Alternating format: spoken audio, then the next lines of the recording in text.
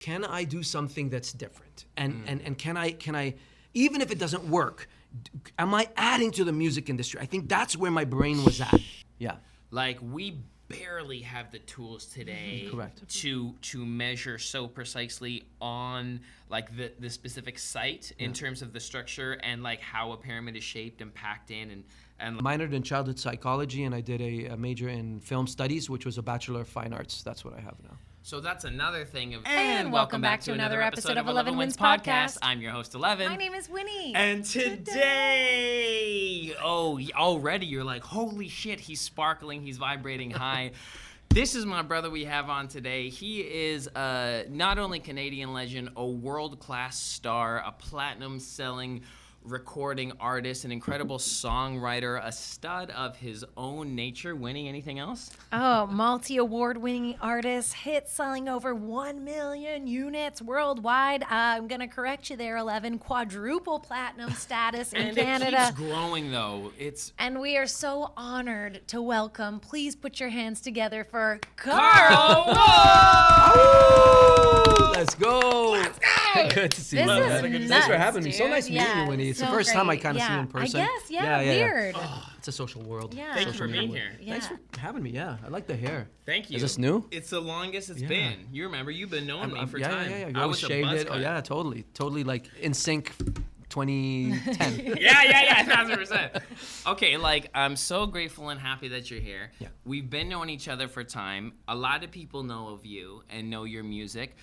But maybe we can start, like, just at the beginning at top, just to give people a little bit of context of, like, how you've been rocking in your life. Because it is very impressive, but you're very humble, so I'm going to put you on the spot to just kind of say how you started in music and how that went for you. Wow. And then we can chat about when we first met at the urban thing. Like, downstairs, come on. whatever. Anyway, but just spin a little game for the few who may not know. Oh my God. Okay. Well, I started off as a songwriter, producer first in Montreal. This is when I first came to Canada. I was actually born and raised in the Middle East. So grew up in Dubai, graduated high school in Dubai. So most of my friends, my childhood friends, are in Dubai still, and they pretty much run the whole place right now. So they're killing it. Yeah. Shout out to them, because Dubai's on the map right now. winners. Yeah, a bunch of winners. And then I came to Canada, started as a songwriter, producer, yada, yada, yada. All this time, no. I went into, so I sold my first platinum record as a producer in Quebec with Gabrielle, this artist from Quebec. And then I became part of Sky, the band Sky. She's some kind of wonderful to me. Yeah, man. And that's when we toured with my boy Sean Desmond. That was my first, Ontario thing. Dude. And then from there, Kardinal Offishall and I hooked up as well. And then we had a big hit called Ghetto Love. Love that. Africa was obviously the biggest Then hit. I put Africa out. Then I put Africa out. There you go. Yeah. And that went like quadruple platinum. That's what we were talking about earlier. From then on, man, just kept rolling. I've got like 9 or 10. I don't want to say too much, but they can read it up on Wikipedia. But 9 or 10 gold and platinum records, 13 awards, MTV Europe Music Awards. So it's been a crazy world for me. And whirlwind. people don't know, like, when I first met you, I thought you were just a vocalist. Right. Just because that's the star power. When I first moved to Toronto, I remember seeing a topless Karl Wolf on a car, like, driving by. Oh, the Wolfmobile, yeah. And it made me feel like Toronto has it. Like, you were a symbol of a North Star of what's possible here by living. So thank you. Wow, thank And you I'm glad for saying well, of course. I mean, and it means it's so cool that we work together and that, like, creatively jive. But when we first, I just knew you as that. And so I'm with everyone else just thinking, singer, great. Yeah. Then when we worked together, I watched you do your thing. And bro, there's no secret sauce magic other than kicking ass at what you do. Cause this dude fucking is, like, you're on the keys. I did not know that you can rip crazy synth solos, but you're editing and engineering and mixing yourself as you're going and working at a lightning fast speed. So it doesn't surprise me to know that you were part of Sky as much as it does. And I just did learn that right now. And it kind of, And we've known each other I for a should minute, know too. that because we've been friends. Yeah. But yeah, dude, that's incredible that you are the guts of this thing that moves, that is become your brand. Thank you. Yeah. And I loved that you were so concise in that, and I loved that. Were you always musical as a child, or did that bubble up? So good when did that question. bubble up? When you talk about the piano, my mom was a piano teacher.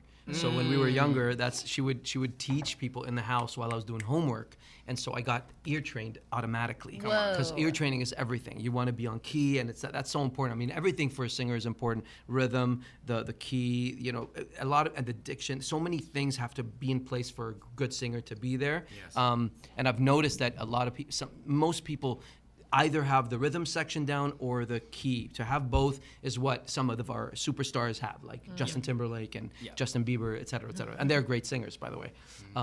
It's been a great world, a great life so far. Been taking care of my parents with music only. I've only had music as a job. Yes. So you're right in a way that is something to look to, because I wasn't even from here, right? So I came here when I was older in life. I was 17 when I came to Canada, and I had to learn the ropes quickly. I had to feel the vibe of the people and see what's going on. And Did you like that process? Was that challenging? For very you? challenging. Yeah. A lot of people had a lot of things against me, but everyone goes through the obstacles of those. Teenagers are wicked. It was more the industry. It wasn't even teenagers. It was the industry had it against me. So you were looking towards the industry since a teenager. Yeah, I mean, growing up in Dubai, it's a different culture completely, and hip hop music is prevalent there, dance hall music. So that's where I got some of my dance hall flavors. Cool. So I was a hip hop head at the same time as an R&B guy, and I love like old 80s songs. Yeah. So obviously that's what Karl Wolf became, is like Africa, like basically dance hall meets Africa. Yeah. Yeah. But and you rock on the drums. Yeah. I mean, like music was any just music. Yeah. Dude, we would, my family and I, the way we would connect together would be we'd play Shout like as out a Mama. band, and we'd play like Beatles songs and shit. I don't know. Can I swear? I don't know. Fuck yeah, you can. Yeah. Fuck it. So yeah. So we'd play as a band just to connect. My mom would play the piano. My dad would play the guitar. And my brother on the violin, believe it or not, and then me on the drums. And it was just it was crazy. That's so it was sick. fun. Yeah. I like, okay, so that's so beautiful. Like, that's kind of the person where you're coming from. Yeah. I love also, as of the past, half a decade has been interesting in the, how music is found and utilized and how a brand is built as a musician. Right. Your pivot into TikTok during the pandy Wow. was so key, so clutch. And for someone who I would say has found and maintained fairly close to commercial mainstream success consistently since you had a tipping point with Africa and continuous, for you to stay flexible and malleable enough as an artist to go try and do and build your 4 a.m. sessions or 4 a.m. vibes. Yeah. And it's just like this guy in his studio. And you didn't have that when we first started. Remember? Because I remember a story I put up of you ripping. And people were like, holy fuck, I didn't know you even played. Exactly. But now it's like you show people, you brought people in, your pivot to pull back the curtain.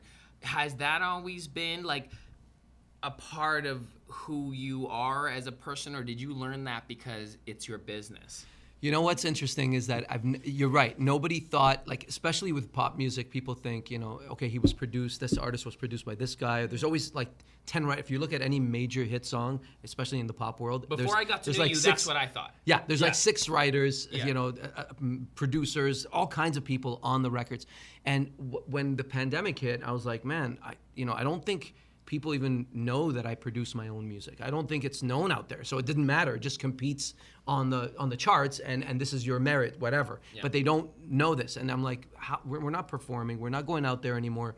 We can't do concerts, events, things were canceled or whatever. And I'm like, how do I connect? Oh, whoa, we got this TikTok thing.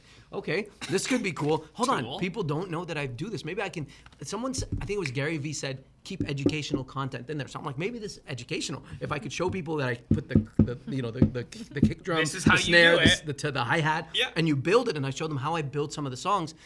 And it just took off. It just went viral like crazy. I'm like, what? This is actually working? So I kept on going. And then you kept flipping and Yeah. almost doing like comedic short songs like that, which I love. So I have 2 styles on TikTok and Reels. As one of them is a comedic thing where I just take songs. I've always done it as a kid. Well, that's fine. That's what we do, right? Yeah, come on. Absolutely. Listen, people love comedy. People love music. If you marry them, there's something magic there too. Absolutely. Yeah. Yeah. They're perfect together. They are. Dude, that's sick. Yeah, and performing live, you've consistently found pockets that work. Like these, you do the Lebanese fest. Right. Like, how's that? The audience seems to get turned up.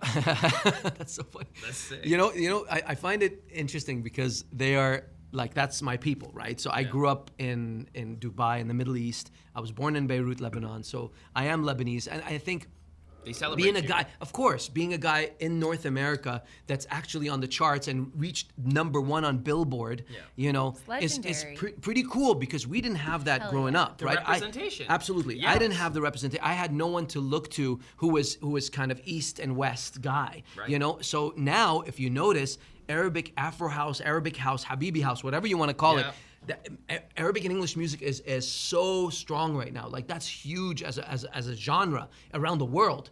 So I don't know if You're we were another part one of those bridges. I was gonna say. maybe, No, maybe. you taught like white boy from Vancouver. Is the first time I knew about Habibi. Now you know Habibi everything. Yeah, like and now it's he's he's really into the Habibi chocolate. Yeah, I say to him, "Hey, baby."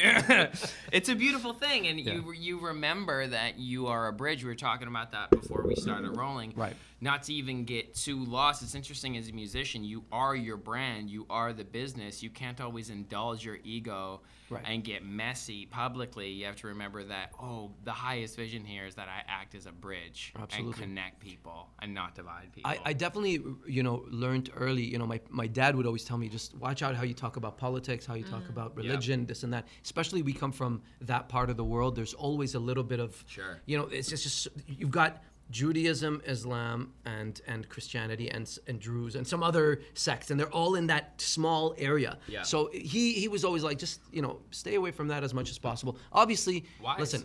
It's wise. It's wise. I want to bring people together. That's my thing. And, You can't argue someone out of their position either. It's not about that. you know what? People would say you should try, and I do amongst my friends, and we have conversations all the time. So, Sure, but just, privately. of course, but to millions of people, I think I will. It's not my strong suit. So Yeah. I think I'm going to keep going with music and let people come together because of my music. And if I could blend East and West together and kind of bridge that gap through music, I've done my job, and that's kind of where I stand, I think. Beautiful. Yeah. Yes, first to that. God bless. So having such a long spanned career now in the arts and in music, what is one thing that you know now that you wish you would have known when you started? Very interesting. And it's something that came along the way. It's just, it took me some time to get to that point, is you got to be super genuine, and not only you, because it's your uniqueness is what creates the success, and we don't know that. Usually we always look at someone who's succeeding, and even listen, I fall victim to it now. It's just a natural human way of working. Is that trend. you see someone that's killing it in something, and works. it works, and you're like, okay, let's go and let's sort of Let's copy try and that. change it. Yeah. And I think if you really want to stand out, and that's kind of what the industry is about, is the music lovers are all interested in new music. It's even if you don't think that it's hot and cool, it's not for you to decide if it's hot and cool. Right. It's for people to decide that you're the guy at that moment. So you can't manufacture it, because people will smell it. You got to be authentic. Absolutely. But you got to create your own wave. You gotta create your own. It's not easy. Especially so imagine, right? 20 to 2006, 2007, I'm like figuring out, what do I do with music? How do I go about it? Justin Timberlake, Usher, Britney Spears, and NSYNC, Backstreet Boys, they're all vying for the fucking top charts. And I'm like, I can't do what they do. They've been doing it forever. Yeah. They're American. They're from North America. They do their thing much better than I do it. So what am I gonna do? So I went back into just research and study. I studied most of my mom's collection of derbuka, which is like a tabla thing. I learned my dad's oud, which is like a fretless old banjo. And I was just studying. And I mixed everything that I had with that with this. And I never knew in a million years that it would work, because I was like, impossible. But I thought it was so pioneering. It was so new. I was like, someone's got to notice me. And at some point, Dubai, EMI in Dubai, which is Universal now, Universal Music, signed me to a deal with one of my songs, Butterflies, which was an Arabic, sort of Arabic and English. And it just took off. Fusion. And from there, I was like, that's where Africa came about as something different. It wasn't part of that whole movement, but I think I built a base of people who were proud of me from the Middle East, something like that. And then it just added on. People were like, who is this guy? Why is he making so much noise? And then it just kind of built up from there. And I had Africa at the right time. So it was sort of serendipitous. And the young brother had flavor. I mean, go back and look at that music video. You were out here competing with Ja Rule and Ashanti and looking better.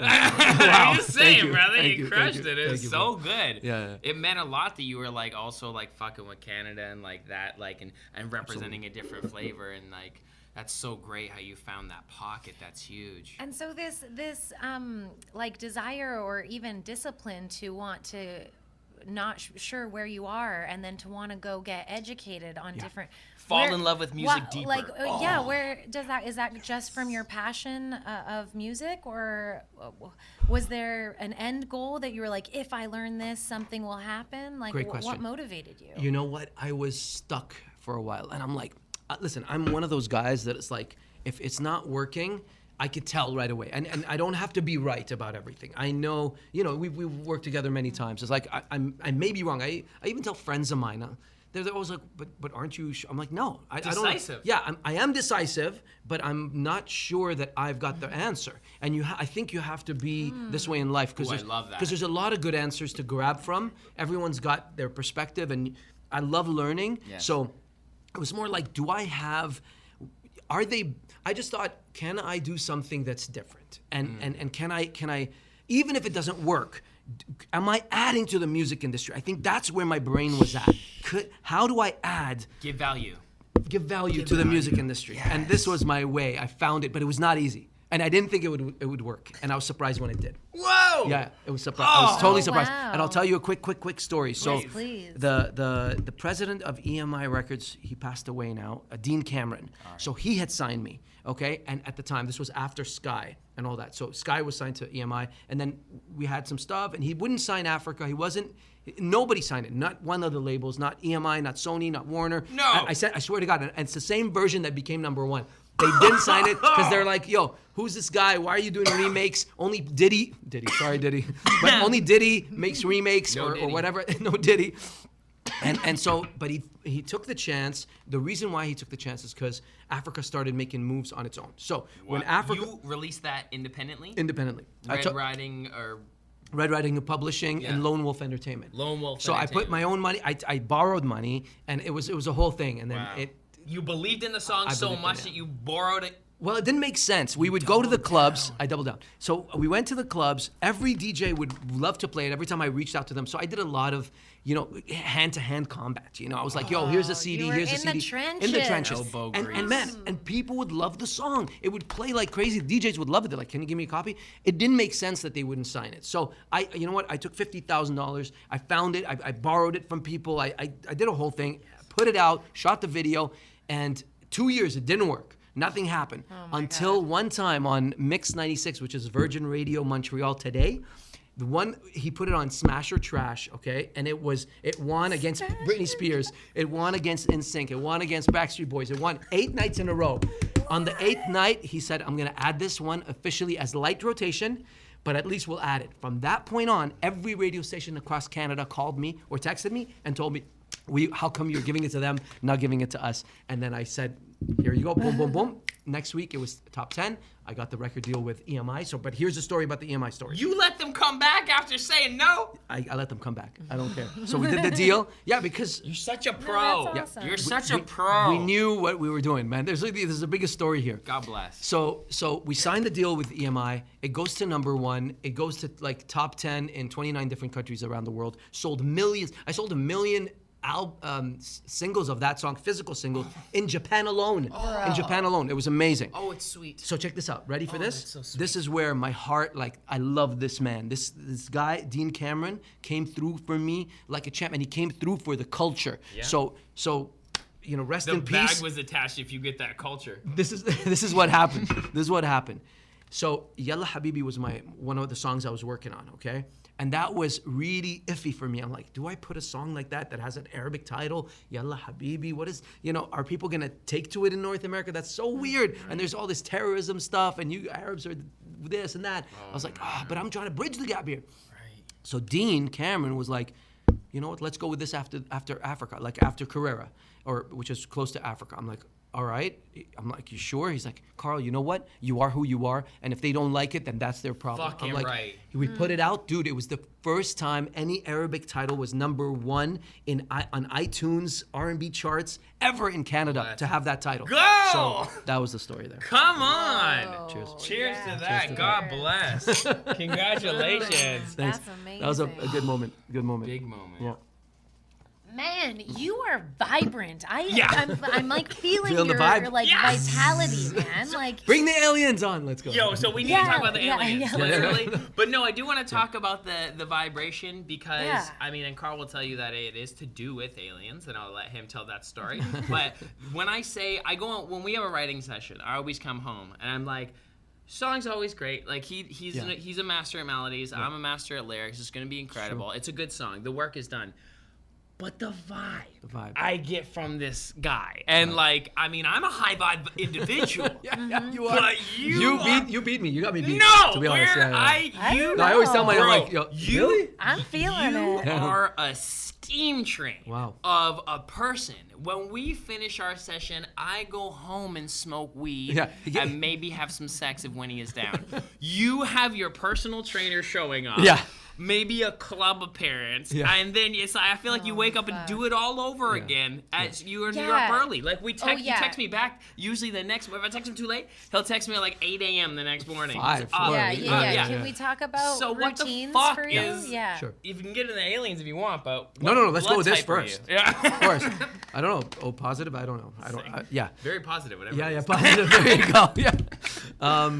The routine? You, like, do you Yeah. have a routine? Yeah, Is like- important? Is that important? The for you? only routine that I do and I have is workout. That's it. My body is so important. It's the vehicle to this energy. That's it. Because I'm here and I can't do anything about it. You know, I'd like to go out of it, but I can't. You're So, in it. so let me just like contained in contain there. the muscles and go crazy. So that's the energy. That's where it goes to in terms of routine. Yes. Other than that, I sort of listen. I don't get much sleep. I don't. It's not that I like to get sleep. Don't take me wrong. I love to kind of just relax if I'm super tired. However, I think that waking up and getting shit going is so much more fun, you know? And there's so much, I think that's what happens when you love what you do, bro. You don't feel like you work a day in your life, and it feels amazing to get up and kill it. Let's go! That's it. That's what I'm talking about. That's the frequency. Blessed to be Boom. here another day to do this thing. Yes. But like when you just said the word fun and laughed, like I can only imagine what an adorable baby Karl must have Oh my been. God. And I think you're still having fun with life. I thought you were about to say what an adorable baby I could have in the future. Well, you could that if would you be, want it. when you said that, that made me, I was like, oh, that would be cool. I don't have one. I have the Yeah. same feeling. Yeah. And Winnie constantly reminds me that it's a possible no because she has it all in her stand-up set. That's like, I don't know if I want to be a mom, which is Oh. hilarious. I I get just it. like my life. Yeah, absolutely. I get it We're too, man. free. Yeah, yeah. Listen. I am. Now you understand. I'm a malleable guy. I've always been. Even though I'm an Aries, so I'm strong in my mind and what I want. It's like I can. It's not that I can be swayed. It's just that I could listen to perspectives and say, okay. Inspiration, or if they know better, they could teach me. I love to get educated from what's better than me because I don't. No one should think they know everything, right? No way. The world is so beautiful and so colorful. So big. And there's so many different avenues of things and ways to get around, you know, being successful or rich or whatever you want in your life, right? Yes. Being open and being malleable. Absolutely. Gorgeous. Yeah. I feel like with how you're speaking now, you seem like a really go with the flow kind of guy. I think so. So, like, how does that assist you in times of challenge? Because artistry, there's ups and downs, right? Like in the life that you took, it can't just all be up because you experience these great Yeah. highs, and then also, you know, you have the possibility of experiencing the great lows, and we all experience that in one way or another. Absolutely. So how do you navigate that? I think being, you know, in the flow state is super, super important to me. I think I've had arguments with close friends of mine about things like that in my past. Thank you. I love this kombucha. Yeah. I never knew that kombucha is this good. It's tea. God I just bless. once I say kombucha, I'm like, I don't want this, but it's actually good. I saw ginger on it. I'm like, okay, I'm in. You know what I'm saying? Rise, you see me introducing your stuff to homies? Come on, this There is you go. fire. There you go. You see, I'm open. I'm open. Yeah. No. You know, honestly, that some of the greatest things have happened to me because I was sort of open and went with the flow. Yes. I've had. Did you train yourself to do that, or are you just like that? I don't know, man. I don't know. I think I'm an Aries, right? So some people have called, like some ex-girlfriends have called me stubborn, right? And I get it. I maybe, with work and with winning or something. But winning. 11 wins. 11 wins. There you go. Wins 11. I love it. But when you see I think that the stubbornness has to be in your vision of your like laser focus success point. Top priority. You got to know that. But everything else, because you never know how it comes about, you got to kind of learn. I look at it more as education rather than just flowing. I love to kind of learn so that I could be better. I think that's what it is.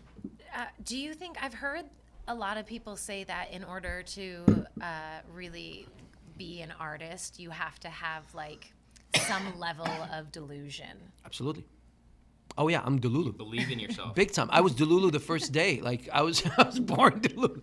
Mom, I want to be Michael Jackson. No, you're not. You believe. So would you suggest that for people? Okay, it's not delusion if you believe it. So, right? You bring it to life and manifest it. Absolutely. No, if you believe it, you know. Okay, so here's how my career quickly. I'll do a quick synopsis on this. Yeah. A lot of them, like especially in the industry at the beginning, didn't believe in me and didn't think that I had what it took to make something happen. So, but I knew. So I had a feeling, I'm like, man, what are you talking about? Like, I got this, so I kept on working towards that. And at one point, man, I just had platinum gold records all over, like it was beautiful. Still there. And it was the labels that signed me. Even then, like they wouldn't sign me at the beginning, and then it ultimately happened. So it's never a hard no. It's if you believe in yourself, you can. Listen, you cannot make it if you don't believe in yourself. How about that? Because if you don't believe in it, how is anyone else going to? God bless. What? That It's is a beautiful. gem. That's a I'm clip. Make like that a clip. vibrating Bars. off of your Come on, energy. What would you just say to someone who wants to believe in themselves but doesn't necessarily have that like real authentic knowing that I feel you're talking about? A lot of that, there's a lot of people like that. I've had many relationships and friends who've always sort of, I've seen them, in parallel with me talking like that and seeing, and my, I hate to say this, but my brother, I don't want to tell you, it's too emotional for me, but my younger brother kind of sometimes suffers from some of this like insecurity with it, right?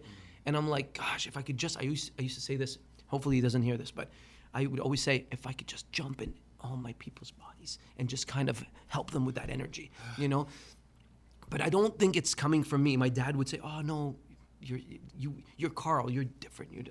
I don't ever say that. I'm not different. I'm not. I'm just seeing it. I'm just seeing it. I think you just have to be able to see it. And one more thing. Energy equals success. If I keep punching that fucking wall, at some point it's going to break. So that's it. Let's go! Let's go! Yo, how do you handle him? Bro. Really, I don't know. Yeah. How do you handle us too right now? I know. You're so pure with it, bro, because what you just said is, I'm seeing it. So this is like, I feel you, and it's like, no matter what the current reality says, what I'm seeing, there's no one tethering me from that. So it's like, you just get to be a witness or an observer of how reality changes in your favor. Absolutely. It bends to you. It bends, of course. It gets a miracle for me. As I said, I'm sitting with the guy who I seen on the side of the van when I first got here. Like, I focused on That's it. crazy. Like, it's a blessing. go. I'm saying, like, love it. reality will bend to your will. And I think what you have, which I want to get into because obviously it was instilled in you from aliens from a kid, but you have this feeling behind it. Yes. So, me, myself, I go through spurts of belief. And remember, I'm tethered to Winnie, who's a little closer on the ground Right. than me. Fair. So I get reality, and God bless, I'm get it. grateful. It's or else beautiful. I would probably be on heroin in Vegas somewhere. yeah, Like, I fair. would be Tupac. I would Fair, have been fair, shot by the fair, Bloods by fair, now. fair. I've had a big mouth, so I'm grateful for it. But I'm just saying, I have spurts, and I feel like I'll get booked on tour in Jamaica because I said, no, I'm a rapper. And boom, boom, boom, and it all comes. And then there's moments where I catch not a high vibe, and then I have a little bit of a dead season. I'm like, what's this ebb and flow? But you've managed, I think, it's winter for sure. But you've managed to like, do you have a magnet in your heart for like a high vibe? Because you keep that energy going. And even when I ask you, did you meditate today? You're like, no, bro, I just got up and get at it. Like, which is sick. But like, that, do you think it was aliens, or why is your heart so engaged? Can I ask a question before we get sorry. into aliens? I think this plays off of this a little bit, but I want to know, I'm just interested personally to know if you are good at mental visualization. Like, is it specific inside your head? I think that's something to do with it. I do remember, kind of envisioning 20,000, 10,000 people in front of me. So every time I would, focus on that. A quick story, okay? A very close friend of mine, when we were growing up, actually he was in college in Montreal. Anyway, he's become a really good friend. He's always been a great friend. But I remember one night, we were sitting down watching MTV Europe Music Awards, and there was Backstreet Boys on there, and they were singing. I love you guys, AJ, everybody, even Howie's a friend, so they're all cool. Sick. However, when I was watching them, I was like, man, I could do that. I mean, they're not like great singers. Like It's not that far off it wasn't from what far you off from actually me. do. That's how I felt. This was when in college time. I was like 19, 18, 1000%. 19, okay? And I'm like, I could probably do that. So my best friend at the time was like, dude, you're so full of shit. You're so full of yourself. wow. You're never going to make it. How you ever think Hater. that you are as good as them? Hater. And you're so delusional. He kept on going.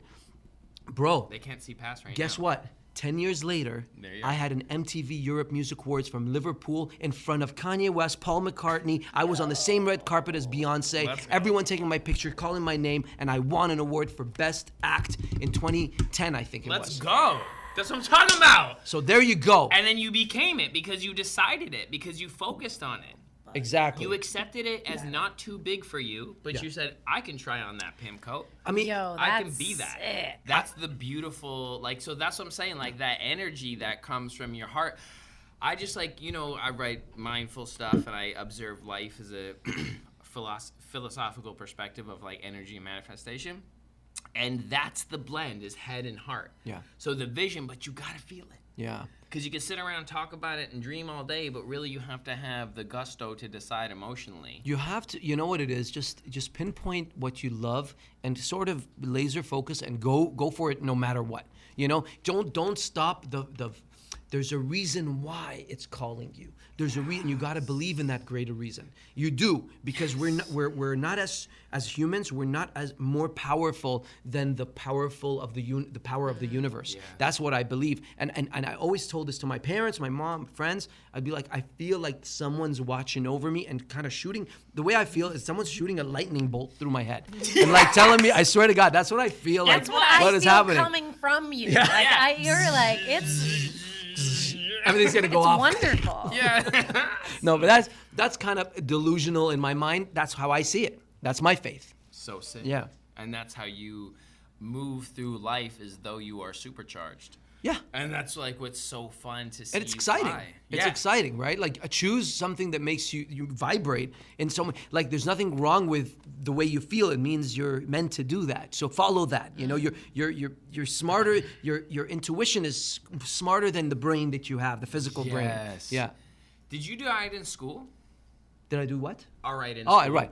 Yeah. I did. Not early on, but once I hit 9th, 10th grade, I did really, really well. 10th, 11th, 12th did really well, and then went to university. Yeah. So it was just because I focused a little less on girl. It was always girls and fun at the beginning. Yeah. And I was like, man, I gotta get It serious. always is. So when I laser focus on something, I was like teacher's pet at psychology. I was 99%. I was really moving and shaking with it when I was really locked in. Oh, you harmonized with I harmonized the curriculum. with the academics for a second. Wow. Yeah. And then so what did was you do in fun. university? I did minored in childhood psychology, and I did a major in film studies, which was a Bachelor of Fine Arts. That's what I have now. So that's another thing of you have film studies. That's another thing. It's like, I remember you were working on one of your singles when we were working on your album one time back in the day. I'm back in the day, 2018. But then you pull up like fucking Premiere. Yeah. And like you're editing your long form reels in that format, exporting like before we edited on our phones and shit like that. So it's the stack that you can free yourself in to do as well, right? Like imagine if you had the obstacle of having to wait for a mixer and a producer all the time and like a video producer. Is like you can, all this extra energy, or like more energy than your average person, I think, that you have is like you're focusing it into these pockets that can feel complicated, and me myself like as well. And I was more inspired when I saw you work to even get better at mixing and to get quick with the production. Like that's intelligent focus that leads to one accumulative goal. I think just studying it, just knowing that you can accomplish, like you've got, again, it all comes down to the goal, right? To the focus, laser focus moment. How do I accomplish that? How do I accomplish that without bugging this guy because he's taking weeks to get it done? And I don't want weeks to get it done, because I'll tell you, success comes from speed, getting things done fast. Because everyone's thinking, I'll tell you something that I learned in time. When I put a song, for example, like Summertime, okay? That summer, when I put a song called Summertime, there was a song by Calvin Harris called Summer. There was another Summertime Sadness. There was another song. They all came out at the same fucking time. It didn't make sense. That means everyone is in tune. There's a lot of people in tune. There's at least 2, 3, 4 Ellevans out there. There's 2, 3, 4 Winnies out there that are thinking the same thing. And true. So speed is super, super important in this sort of industry, I think. I agree. And not hesitating, that is something I see plague artists. You know, I'm a quick draw, like I'll put shit out quick too. Because it's important to finish. Right? Yeah, it's better out as, I mean, you always want to make it a 10, an 11 out of 10. Of course, but no such thing. It's better out as an 8. There's no such thing as a 10. Right. There's no such, it's all in the eye of the beholder. That's the problem. Bro, keep fuddling with it. It will keep evolving. It's a song. I've produced stuff recently that's sonically so superior to anything I've ever done in 2010s, 2008, 2007. Sonic. Like, the kick is amazing. The bass rumbles. Because it's you now. Okay, but it doesn't sell records. It doesn't move the people. What moves the people is true emotion and true feelings. So there's no such thing as perfection. You know, in fact, you need to make it imperfected. So in order to win. Yeah, we've been That's talking a lot, game. and in That's music serious. too. There was this time in music where everything started to get really overdeveloped and very. There were no mistakes. Whereas when you'd listen to records from the Beatles or whatever the Bob fuck, Dylan. you'd be hearing all sorts of shit happening. It's terrible. It sounds like a tin can. But there's something so charming and so nostalgic to the human experience about that, right? And I feel like there is a sort of a movement now in music that's getting back to that imperfection. Well, that's what's happening with TikTok and Reels. If you notice, you know, everything overproduced. You're not gonna get all you have to do, dude. It's as simple as this. When I make music videos today, we put so much money. We don't do it anymore as much, but we used to put so much money into music videos. Yeah. And then they get like, and this is recent past I'm talking about. And they like, let's say I spend whatever, 25K, okay? And then it gets 130,000 views on YouTube. Cool, not bad, whatever. Bro, I can go in my studio, do this with my iPhone, I've got videos that have 21 million views. From your phone. What am I doing? Nothing. I'm just here. I don't have to hire a team. I don't have to hire a DP, fucking scripts guy. Like, it's Light wild. supervisor. That shows you that humanity wants to connect with what they can relate to, and that's simple. Absolutely. It's not about overproduce. It's in fact against that. And it's always been. Yeah. It's just that now we're catching up with so much. We think that if we put all this stuff in there, we think that people are going to connect to that. They're not. No. They're actually going to be gone. Like they're you so lose far them. removed. It's Absolutely. helpful when it sounds dope, though. It's helpful, but you got to. Quality. You got to keep that spine, though, man. You That's got to keep right. that realness in there, That authentic. and then you can you can add all that extra stuff around it, Yeah. maybe, right? Yeah. But they also want it Trim it Trim it down. down. Stripped. Real shit. Yeah, the stripped version will often do better than the overproduced Absolutely, because they can connect to it. We understand what you're doing. There's too much out there, guys. There's so much going on. Everyone's making a song. Everyone's making a fucking movie. Everyone's doing something. So why are you going to stand out? The way you're going to stand out sometimes is silence. It's just one vocal, one thing. Listen, I'm not that guy. I'm always producing stuff, but I should learn also that this is not the way, Because I do notice that my old stuff was getting so much more connection with people, And these days it's a little bit hard. Maybe it's because there's so much congestion out there, but it's also because I think I'm not trimming them down enough. Fair. Yeah. Yeah, that's good observations. And I love that awareness. And that's like part of being an artist also, that like, sure, you're a front-facing professional brand that's going to evolve and change like every brand. Shout out X, used to be Twitter. Like the service of the feature of the function of the product will still be there, but like you're a person. And like that's so fun to be an artist who's a person who's constantly evolving and going to like take on, because you can now do a whole stripped down album. Imagine if that 100%. a re-release. Well, I was thinking about doing a tour like that, called it like a live a cappella. Because they don't know that you can Unplugged. sit down and rock on that piano right now Yeah. and just do vocals and So, blow minds. which brings us to another subject, which is Don't want to beat, let's bust it! which is AI, Yeah. right? Like my feeling on AI and AI music is that, listen, use it as a tool for me. What up? To me, use it as a tool. But other than that, I don't think, listen, this is my forecast for it. I don't think humanity's going to connect to it too much. No way. And I'll give you the perfect example. Like Timbaland recently put out this, he said he signed the first AI artist, whatever that means. Bro, if just say it's you, and Yeah, you're using, just say it's you, we'll buy it because you're a human. Like, I don't care about. Timbaland 2.0. Wait, Fine. did he hire the person who's making No, the the prompts? character. The prompts? No, Yeah. so supposedly Kasuno is another like website that does, you can prompt music and whatever, just prompt some stuff just like ChatGPT, and then it creates music, right? But I've tried it. Like I know one of the owners of it, and I tried it. I didn't connect to it too much, and it's not about that. If you use it as a tool that not way, there yet. fine. But don't tell me some AI artist is gonna like connect to humans. Since the beginning of time of music, we've always looked at artist and his art or her art, and we're not thinking, or binary, whatever you want to call it. I don't know. Their art. There.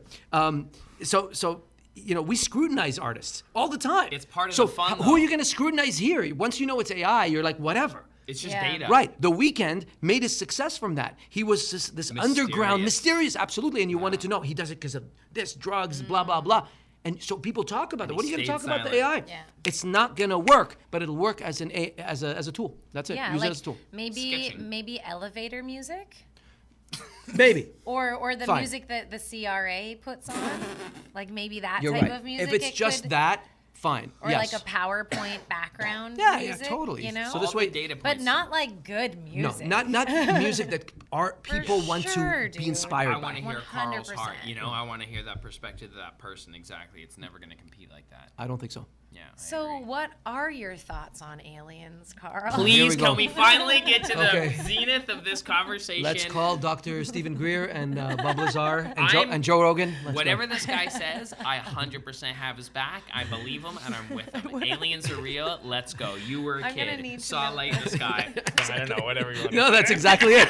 That was pretty much Actually- what happened. Man, there's so many moments in my life. So his here's the heart thing. is so charged Hold with on. energy. Do I believe that aliens, like, do I know for sure? No. Okay, so it's not one of those like, oh, I know 100,000%. But it's so many of these, like, I don't want to call them alien abduction moments, but these encounters that I've had Encounters. with some spiritual gray alien type looking people from time to time throughout my life, by the way, in Dubai and in Canada, in Montreal and Toronto. They've always visited me. And the reason why I feel like it may be true, You're a satellite, bro. here's the, okay? Here's the final point, is 8 years ago, they visited me last. And that was it. They used me, whatever, and I was done. They never came back ever again, and I don't know why. It's been 8 years since they've done those visitations where they come in, in your sleep paralysis, and they're there, and they're there, and you're screaming, and that whole thing hasn't happened to me in 8-9 years now. And that last moment, something major happened, and they never came back. So to me, I don't got know. what they needed. Yeah, or maybe my mind is playing tricks, and my mind just said, whatever, I'm over it. But Were you scared? 444. That's no way. That's truthful. Whoa.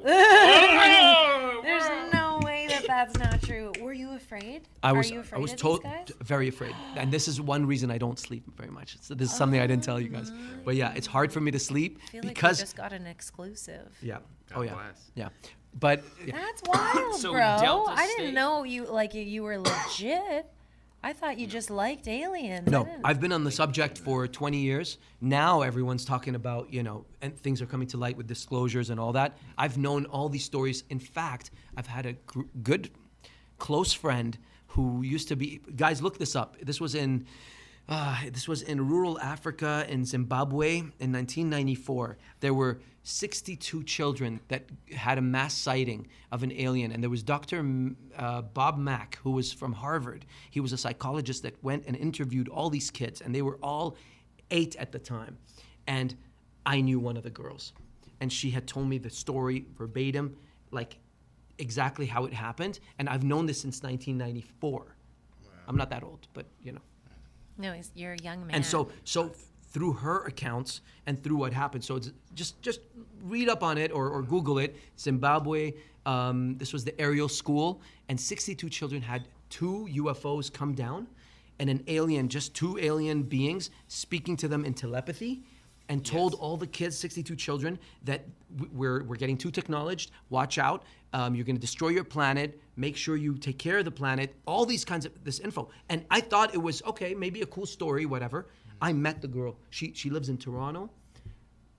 She had many issues, but in time. And she's an artist. She's like a painter and stuff. And her art is amazing. I don't know where she is. We lost touch, to be honest. But she told me the story, and I asked her every detail. What did it sound like? What did it look like? It was amazing. It was like porcelain skin. She heard a buzzing sound. Then all of a sudden, 2 UFOs up, like flying saucers. You think they were Palladians or Greys? I think they were Greys. Greys. They were Greys, but they could have been. Greys are kind of the ones patrolling the Earth. That's what they think. Humans are the evolution. They Greys could are be us in the future. They could be, or they could be robots, some sort of drone. Right. We don't know. You well, know. they fly their spaceship with Yeah. just by touching it, right? Yeah. So there has to be some consciousness in it. There was do you consciousness remember? for sure. Do you remember that Miami Mall at some point in Yeah, the yeah. pandemic? Oh, that was. I know. Whoa. Yeah. Did but you see that? I saw it. You know, Interdimensional. I don't know if I believe all that. I think that was made up. There's a lot of stories going back and forth. You never know, right? These could be just social media today. So the things I cling on to are sort of what's happening with the Nimitz Tic Tac UFO. I don't know if you heard about that, where there was, what was his name? Corporal David Fraser or something like that, and he was flying one of those F-15s, and then he saw a Tic Tac down on the water, and it followed him up, and they were doing like a turn, and this thing had no wings, no nothing, and it came from 80,000 feet because they saw it on radar all the way down to the ocean floor. 0 point energy. Yeah, and it goes through medium, so it goes through water, space, air, everything. I think how it makes how And they it's, caught it on camera. it's like it Yeah. it envelops back into space out of the next frequency. They of do space. feel like it disappears, or they think it just shoots out fast, so we don't know. Fast. Yeah. It's like, but we use propulsion systems Right. here to like move forward in space and time. Right. It is living outside of that, where it's like it falls from one space to the other. So this like, was Bob Lazar's. immediately. So if you know anything about UFOs and they call it UAPs now, but the whole concept is, so this is how I got introduced to it, through Bob Lazar. Bob Lazar used to work at S4, which is Area 51. I love talking about this subject. too, This is like man. this I is my love- thing, I man. love Like hearing about it. No, we're gonna get into Larry Bird and Inner Earth. But Okay, cool. I Yeah, love it. go on. Okay, so Bob Lazar, Area 51. So he worked at S4, which is just off Area 51. And his story is in 1988 or 83, he was working for the government, essentially, but in a secret program to reverse engineer alien craft. Yes. How did he know that? Because he was chosen, and they would fly unmarked planes from Vegas to Area 51, and he basically told us about what the topography looks like on Area 51. No one knew that at the time, and it was like bases, basically air hangars on the side of the mountain, and they would just open up, and he saw 9 craft, 9 UFO like flying saucers. He's like, oh, so in his mind he was like, oh, that's what we've been flying around the whole time. So they're man-made. Okay. But then he was asked to check it out and reverse engineer one of them. He called the sports model. No. And it was like a sleek-looking thing, which almost like a 3D printing. But this is 1983. We didn't have 3D printing, or what do they call it? 3D printer. Yeah. Yeah, Like, because it had no with no buttons, no seams, no Yeah. buttons, no rivets. because they fly it with consciousness. Right. It's So what he touchpad. did was he went inside it. It was metallic to the touch. He went inside it, and it was for small children or beings or something. And it had no screens. It just had this thing which he called Element 115. That's how it was powered. And they didn't know about stone. they didn't know about Element 115 back in the day. I know I'm getting too deep in the weeds here. this is great. But ultimately, we discovered that we have that we can make a stable Element 115 only now, and this was 30 years ago. And that's what powers the anti-gravitational propulsion UFO. So it's all based on anti-gravity. It's so cool. It's not like regular propulsion is you put a jet from the back or anything and it propels you forward. That's what human beings know as for physics. car, but this thing, plane. it creates this force field of anti-gravity. Think of it the way he described it, and I'll end here. Think of it like on the bed, you put a bowling ball on the bed, and then you put like a little ball, and every time you move the bowling ball, it kind of, there's something that, exactly. So it flies, but it falls. It constantly falls everywhere, but it falls up, falls It down. just drops into because the there's no new gravity. space. Because you're you're negating the gravity of planet Earth. It's incredible. Yeah, incredible stuff. Dude. So then you do know about like General or Admiral Byrd, Yeah. who flew and he had the extraterrestrials take over his spaceship and bring him into inner Earth? Yeah, was it? I think it was the helicopter. No, you're talking about the egg that they found. Or the plane, I guess it was Admiral Byrd. He was flying Admiral a Byrd. plane. Okay. And it it's took him. above Antarctica. Yeah. And he was going past the ice, and he said In that Anchorage. he looked down and he seen that there was trees, in the middle of what he thought was frozen ice, and then it was inside of Earth, and then his small plane, his like 2-man plane that he was in alone, got taken over. and landed in an inner Earth where apparently, like, say the Mayans or the remember that. the fairy tales of the Green Giant or whatever. Apparently, all of these characters or like real. gnomes or some fictional characters that we think are fictional apparently are actually inside of the Earth that is entered in through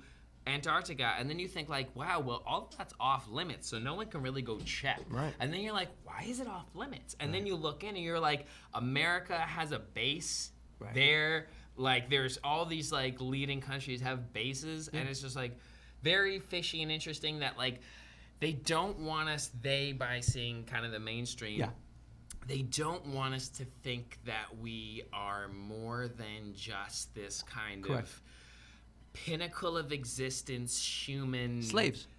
Yeah, slaves to the slaves to the system. Like, and even if they go as far as allow us to believe in the Anunnaki that we were slaves We to can go mine into that. gold, Yep.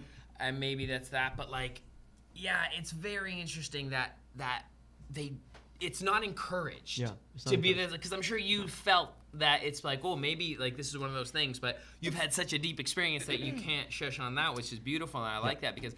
And, it's never negated. They can't say this is not true because we will find out and we will be able to say. Disclosure is happening as we speak. Yeah. I was just going to say it's being slow dripped to us right now. Absolutely. Do you know Bashar? Have you heard Of course, of I know Bashar. Yeah. Yeah, I love so Bashar. He's saying good day like to you. first contact is 2027. So 2027 we're is right very close. there. Yeah. And do you know, I follow this awesome person on TikTok. She's a channeler also. Her name's Solar Glow Meditations. Okay. And do you know those little roly-poly bugs? Right. That you touch them and they like roll up. Oh, yeah. She got a download that those are extraterrestrials. Wow, here it's on possible. planet Earth. I mean, we all are. And I saw one the other day, and I like got off my bike and I like went up to it, and I was like, I know you're an alien. That's so cool. And then she's like, no, it's really cool. I love the subject. I think we're very close to It's disclosure. a very for real. creative subject as well, regardless of the universe. Is I think we creative. feel it, guys. I think we feel it. I've felt it since I was a kid, to be honest. And I think my intuition hasn't been, it's not always perfectly right, but there's something there. It's calling us. We all feel it as a collective. We feel there's something greater, right? So we look to faith and God and et cetera. But that's what potentially our makers are. I mean, they're space beings, maybe. You know, I mean, listen, we have to be open. Not tethered to this linear dimension beings. There are stories, you know, from, we believe all the Old Testaments and the Bibles and all. Listen, if you put it in 2025, that could mean potentially aliens. You know, I don't want to go too deep on that subject, but there you go. That's fine. Yeah, love it, man.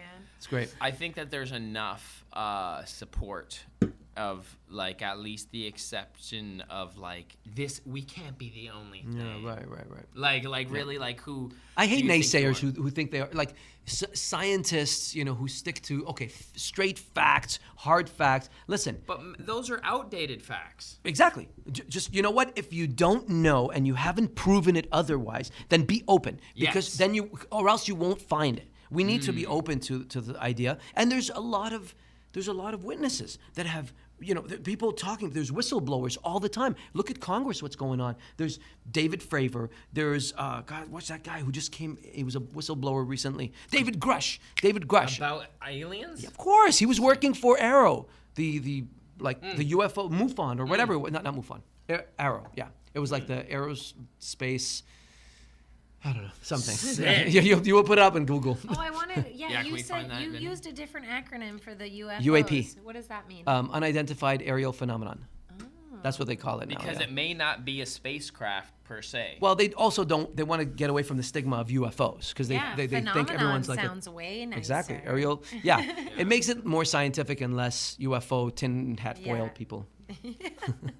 Yeah, man, that is so fun. Oh. I could rip with you on that subject for time. Absolutely. If And we go to do. the Anunnaki and all that, it's a whole other thing as well. Yeah. Ah, And like the pyramids are all over the world, not just Egypt. right. And you can see how they leverage the natural resources of Earth, like water. Like basically, pyramids are like an energy plant, I think, for free energy. Listen. And they're all near water. Yeah. And they all have inner tunnels that leverage like the energy of water. What's really interesting about that, and for me mainly, is the Sumerians, the ancient Sumerians. Yes. To me, they're the first civilization. This was like 4,000 or 5,000 BC, Yeah. where they had the first language, and they had the pictographs or whatever, and they created that. And there are tablets. This is an ancient Sumer, which is Mesopotamia, which is Iraq today, and some of these tablets explain what we are and who we are. Yes. Because the Old Testament, Dr. Zachariah Sitchin, actually, he's the one who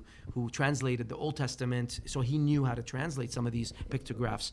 And I think they call them something else, uniform pictographs or something. They're like sort of Hieroglyphs. hieroglyphs. Yeah. Bro, It we was- talk about the Book of Enoch, yeah.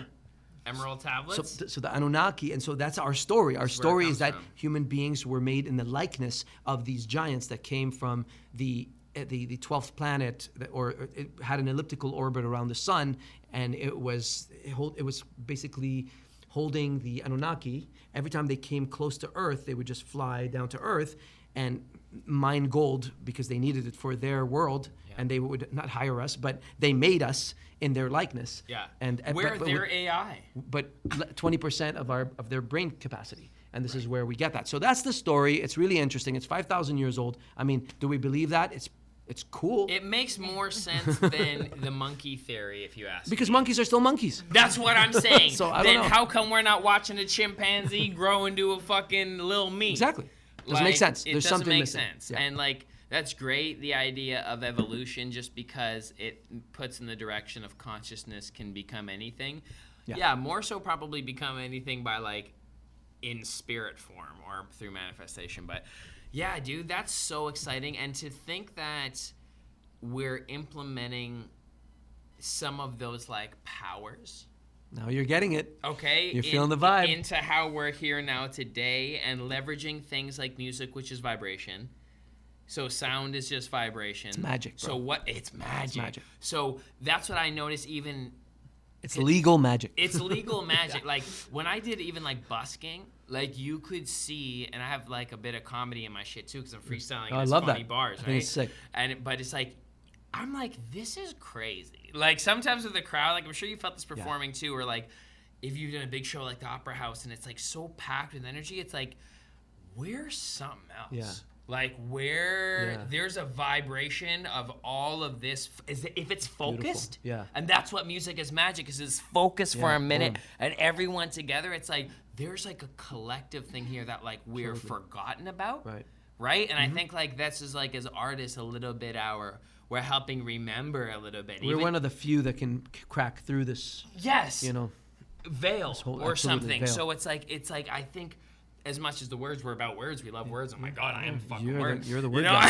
You're the wordsmith. God bless. And it's like, but it's a distraction because the vibrational thing is the thing. Yeah. Like, and we get into Sumerians and like Atlantis. Yeah. Like that. I think there was a lot done for physical function with vibration that we're talking about with vibration esoteric because we're connecting to conscious beings. I'm talking about moving that boulder, cutting that fucking huge slab with somehow laser precision and whatnot. With the vibration. Yeah. That like aliens or whatever. It's possible. I was going down the rabbit hole on pyramids. I visited the pyramids 4 times. So saw it. That's where I saw my first UFO, by the way. And I took a picture of it and I put it out on Facebook, and it got taken down. So yeah, it was my first experience. It was in 2012. We were going from Alexandria all the way down to Cairo airport at 3 a.m. And we went through the Sahara Desert. And unlike Canada or in America, like they don't have lights. Like Light pollution. No, there's no like street lights. Yeah. It's just a highway in the desert and it's all dark. I looked to the left and I saw 3 points in the sky. As a joke, I turned to my drummer, Paul, at the time, because everybody else was sleeping except me and him. And I'm like, yo, Paul, look, it's a UFO, as a joke. And what happened was, was my first experience with it. It didn't come close above us. It grew close above us. That was the weirdest part. I've never seen any physical thing grow. Right. So, and if you think about something like this is bigger than it's there for you, right? So it grew close because it was just lights in the sky, and it hovered. And I was like, I screamed at everyone. I'm like, wake up. Everyone's like, what? No, I'm tired. And I'm like, okay, whatever. I took my BlackBerry Pearl that I had, the shitty old BlackBerry Pearl, and I looked at the viewfinder just to kind of take a picture, and I couldn't see it in the viewfinder at all. And I'm looking at it, but I'm like, what the fuck? But guess what? I clicked anyways, and then it just took off. Paul saw it. I saw it. We were the only two who saw it, and I captured it on camera. And I don't know where it is now. I swear to God, it was amazing. It was taken down. It got taken. Maybe I could find it somewhere. It's not that. My Meta, like, they hacked my Facebook fan page, and that's where I had it. I had 500,000 followers on that, and they hacked it. They took it like, bro. So we gotta find that. But yeah, dude, I'll send you the pic. Maybe you guys could put it up. Yeah, if we we can would find love it. that. Yeah. Sick. It's really cool. So wow. Yeah. It's, so I was looking something else. Definitely, but I was looking. I was going down the rabbit hole of the pyramids just quickly. Yeah. With I think so this. There's this doctor who studies the pyramids. He's Egyptian, right? And his thing is trying to prove to the world that the pyramids were built by the ancient Egyptians, And so he's coming up with all these theories on how they laser cut the stone, the limestone, and put it together. But there's a lot of toss up back and forth if he's just trying to make it so that it's like the Egyptians did it, or as opposed to the aliens, because he denies that it was done by a greater. It certainly empowers and makes the history of the Egyptian people look amazing, and I'm all for that. And it's possible. Who knows, right? But this is it's just like cool subject. Kind of wild to neglect the precision. Yeah. Like we barely have the tools today Correct. to measure so precisely on like the specific site in terms of the structure and like how a pyramid is shaped and packed in and like the evenness. But also, if you zoom out and look on Earth where the pyramids are as far as the grid, you can't stencil this more perfectly. So how do you do that without the view at that time? Exactly. So that's where the conversation it's still a is mystery. for me. It's really cool. You have to be high up off Earth to see that grid, or else how would you know? Yeah. And it ties to Orion's belt as well. Like it just mimics it. It's sort of parallel to it. Yes. A lot of great God questions. Bless. You're cool, bro. Yeah. Thanks, man. This is so much fun. Love you, bro. Great, man. I guess this is kind of, we can start to wrap it up, but obviously. No. Yeah, Let's talk about aliens. I mean, you're more than welcome. 7 hours with Ellevan and Karl talk about aliens. And guess what? It's all gonna rhyme in an hour. I can't wait. Well, you just have so much inside that brain of yours, and obviously education and research is something that you enjoy doing.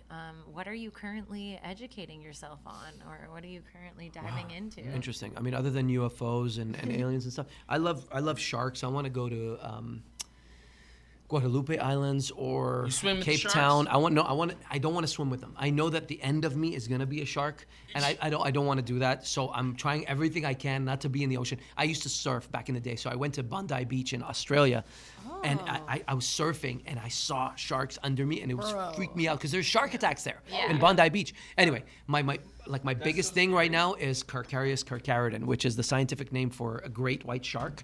Like I want to experience the dinosaur that is. It's a dinosaur. I don't know if I want to be in the cage with it or whatever. Thanks, I'm good. But I definitely want to see it from above. So that's kind of that's my thing right now. That's what I'm researching. A lot of sharks. Sharks and UFOs. You're cool. Yeah, Ancient thanks. things. Ancient things, absolutely. God bless. If you could say one thing For the ancient guy, no, I'm joking. I'm still 29. Yeah, exactly. Of course. Oh wow, 20. I thought you were 20. Yeah. God bless. If you could say one thing to your 10-year-old self, what would it be?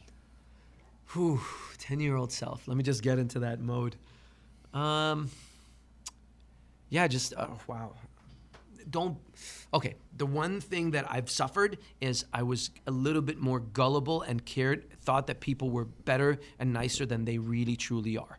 And it's sad because right now I'm a little more cynical in later on in my life, and I don't believe everybody. I've gotten burned too many times. People have cheated on me, stolen money from me.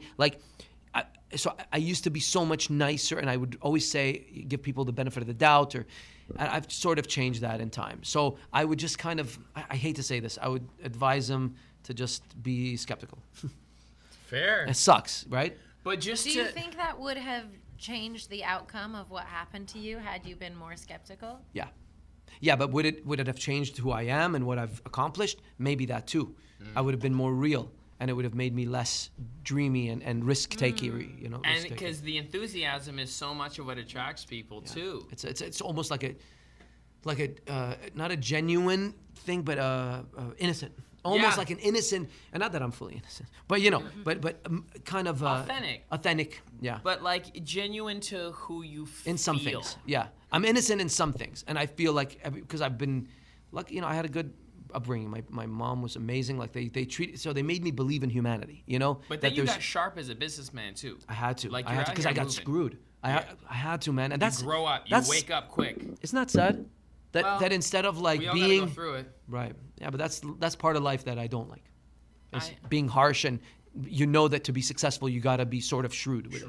And it's okay. You gotta forgive That's some yourself. good honesty because Thank I you, have bro. clocked that with some of the guests that we've had on our podcast. Are you clocking on business?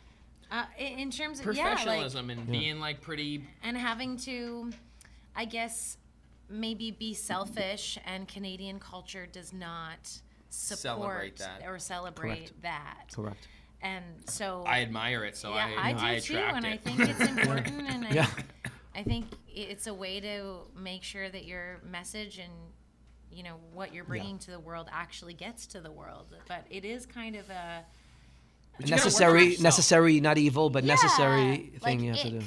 a little bit Yeah. of a But as long as you maybe. get back to the heart and you let that, because That's I gotta true. say, before we wrap up here, I do gotta say, it's been incredible since the day, just we met at the Canadian Urban Music Conference I was on, and that felt like a cool new thing in my life, and kind of meant you there, and you were. I remember you were wearing a black top, like a black top. You were wearing black and maybe jeans or something.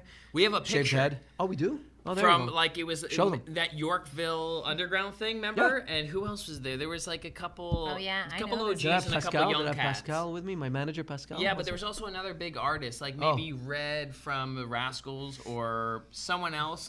Maybe a Meister Fresh Oh. West or something Could it have been Belly? Maybe because bro, you've been around for so many chapters in Toronto. It's so fucking cool. Yeah. Like it's so cool. You are living, breathing now Toronto, but you're also like Toronto history, like it and future. Like it's like really cool. Like how many chapters you've seen and what you've done with it. But like that night when Matt brought me to your release party, so I was in there and then we see, and then I felt like it was a little bit of like, hey, like, you know, we'll vibe out in the future, like, you know what I mean? And then, you know, I went and did my thing, and then obviously you stayed great doing your thing, and I evolved, and then I ended up meeting Matt at, like, Playlist Live and connecting, and he brought me to your party that night. And just because you knew I was, like, on the scene, you took a risk putting me on the mic that night, bro. Well, I want to say something about this guy. He's super, super, super talented. God and bless. I think you're killing it now. I love your live show things. You got to invite me to one. I come here now. Okay, cool. August When? 9th, right here. We're having. August 9th, I got 2 shows. Okay, man. come to the next one. Yes, You're always on my yes, guest yes, list. yes, yes. God Good. bless. We just sold out, Done. actually. So And Winnie, that's what's good. going on with you? I want to know more about you. The Oh, comedy. thanks. Yeah. Yeah, I'm a She's been stand-up killing it. comedian. Really? I'm starting to get good, even. Yeah. you'll Dude, like we got to it. come. I do want to commend you though also for like, I don't know what your, like if it's a mentorship or something, but I see you online, like taking Danny. artists under your wing. Yeah. And We got to and- talk about her for 2 seconds. You do know, I would just want to tell you, she came to my yoga studio like 6 years ago, and we had her at the studio for private events to Oh, sing sometimes. dope. Yeah, so I'm very fond of her, and We she's love an amazing Danny. artist. Yeah, Yeah, so- you believe in younger talent. I do, absolutely. It's I mean, sick. you know, I've always sort of tried to get onto the management side of things, just because I knew like what we did, Pascal and I. Pascal, big shout out to Pascal Malcoon, Shout my out. manager. Shout out Huge. Pascal. Been there from day one. Pasqueezy. Pasqueezy, man. That guy's the opposite of a shark. Like he's a shark when it Sweetheart. comes to sweetheart. I don't want to call him that. Okay, now he's gonna be like, oh, you think that? No, let's keep going, baby. Let's I get it. had a true like entourage Guys, stop. entourage in Canada moment when I first seen this guy when we were in our session. He's like on the phone with Pascal, and I'm like, I'm like in Hollywood of Canada. Like, You know what? I want to say one big thing. It's so important to have a team, man. This is what makes the difference between you can't everyone you're competing with. Ultimately, everything's a competition. Sucks, okay? But you can't compete with Justin Bieber, Justin Timberlake, every they're Justin. teams. You cannot compete with a Justin. Chad's like him. Can't compete. No, you need your team, right? So building a team is. I knew this very early on. If you're asking the secret of success, it's team, baby.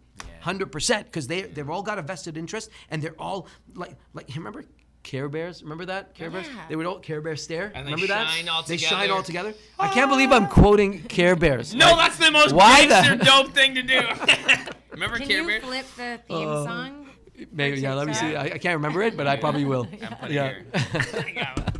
No, but that night I gotta say that was a big Toronto moment. That was your single release for Secret. Secret. I yeah. think, and it was like on the owner of MTV's yacht Yeah. or something near Yeah. Budweiser stage. Yeah. And you had like the steel pan guy, and you had the was crazy. and it It was, was fun. my life actually like exploded in a good way after that. Really? Like you letting me shine in that, like that was your you single a bit of release confidence, party. maybe, You too. well for sure, and I'm always ready to rip, and, Yeah, and you are. like I'm always like ready to collab and drop and just like do it for the love. But like the crowd there that night was a greatly curated crowd, and I came out of that bitch with a new one of my closest pals, Jag. Remember the guy all in Yeah, pink? Jag, of course. What are you Jag, you talking know about? Jag, Of of course I know course, Jag. yeah. Yeah.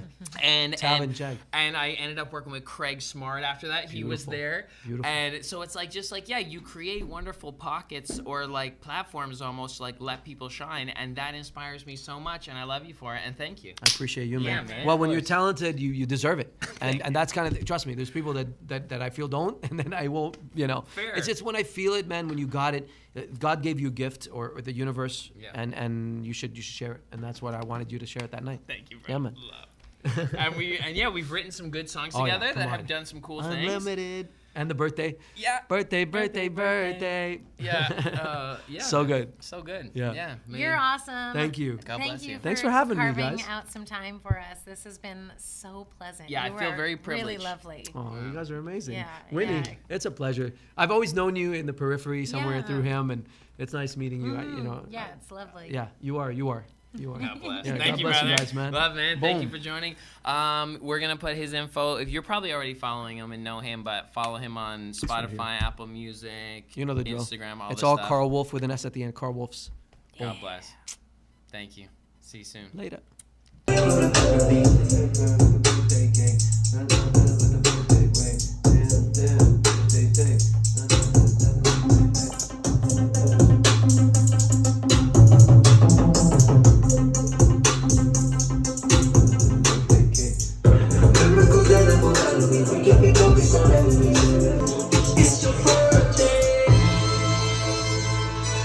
It's your birthday. Soon as we step to the top, even the drums are down.